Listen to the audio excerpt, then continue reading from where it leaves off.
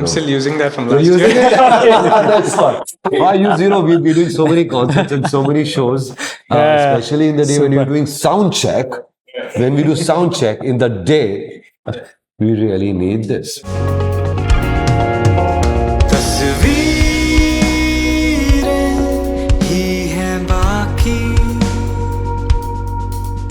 Thank you once again, Antariksh. This is such a beautiful song. You're calling it Tasveerein or you're calling it Reguzar? So the working title is Tasveerein. Okay. And we're hoping that we'll stick by Let's take a vote. You like Tasveerein or Reguzar? Tasveerein.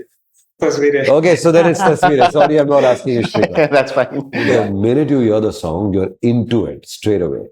It's like, it's such a, and you really write amazing melodies and great hooks. Lyrics also written by you? I written, yes. Well, every band needs like one songwriter. I mean, there are multiple guys who write, songs and lyrics and stuff like that. But I've always seen that, the lead singer always pushes that songwriting bit and stuff like that. But tell me, how did you think of this song? So, it started with like a small guitar loop that I found, and the structure of the song was kind of finished in 2 hours. It was just 2 hours, and I wrote the drum parts, bass parts, created a demo and sent it to everyone. And then, like Orko and Shrikant, they always like tend to bring the magic in. Sure. So that's kind of the usual songwriting process we follow. And I just absolutely love their playing. So it just adds so much color. So that's how it started. The lyrics are actually really close to me. I wrote the song about my father, who I lost in 2020. I'm so sorry. And so it's a song about loss. It's like a conversation I'm having with him, and just trying to tell him how things are here. And there's like whatever knowledge and understanding I have of life and death.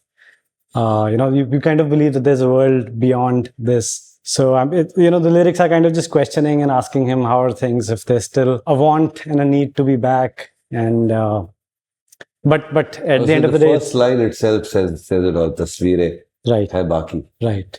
Right? And that's right. And there's a lot of things that you feel like doing. There's a lot of images, there are a lot of memories that you still need to make. Right.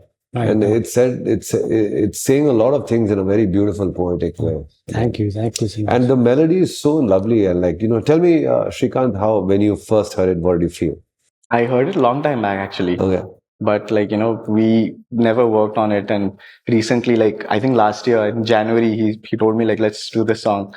And then, so basically, the idea was already there. He has already made the structure and all. I just had to put my parts and just build it up from there. And these things happen very, earlier back in the day when, bands made music, they all gathered together and they got together.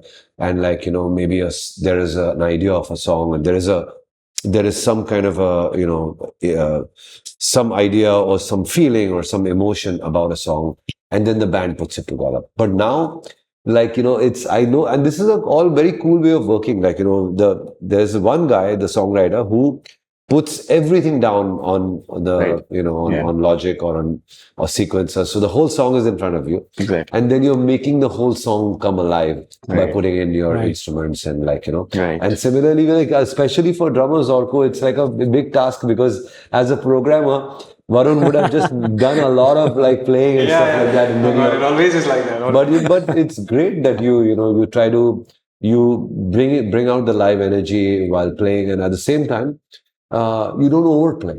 You're following the song as much as you can. A lot of times, people think that it's good to embellish things and bring it live, but it's also good to control and know where not to play. Mm-hmm. Because when you play too much, then it can get too much sometimes for the song. But tell me, how did you... The best bit about it was the groove that you hear in the song. Yeah. I was working on those kind of grooves. I was listening to a lot of Luke Holland, the drummer, and I was working on those kind of grooves. I was telling him, Haji, ek gana banate jispeh main baja pao. And then he came up with that song which perfectly fit that song. Right. I was working on exactly that groove, and it fit in. And then all I had to do was re-embellish a little bit, because he had already laid it down. So and then I re-embellished and came up with certain parts, and then it was done. It was I was just working on that, and he came up with the song.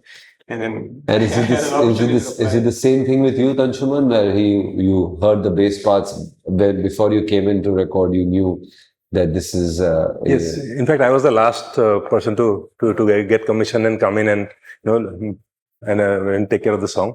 So Varun did send me a sort of a Did draft. you program bass or did you play bass? I programmed bass on this one. And then he gave it to me, and then I kind of went to his place. And 2 sessions, I think, right? Yeah, 2 sessions, sat a and couple of I kind times. of tracked and just went with the flow of the song. I didn't prepare much, but as I heard the lyrics, kind of internalized it in a play. I mean, in fact, that bridge section was quite interestingly written. You were playing some lines and Yeah, stuff some like lines that. at the break where I think I introduced a slur. I don't know. I was maybe listening to a lot of Shakti, kind of helped me kind of get that slur in. But he said that let's put it in. So What are your influences? Like who do you? Primarily, I think it's progressive rock music at its core. Then a lot of pop rock. When I think of my influences, it's a very tough question, honestly, because when I think of it, I've heard all the old Bollywood, new Bollywood.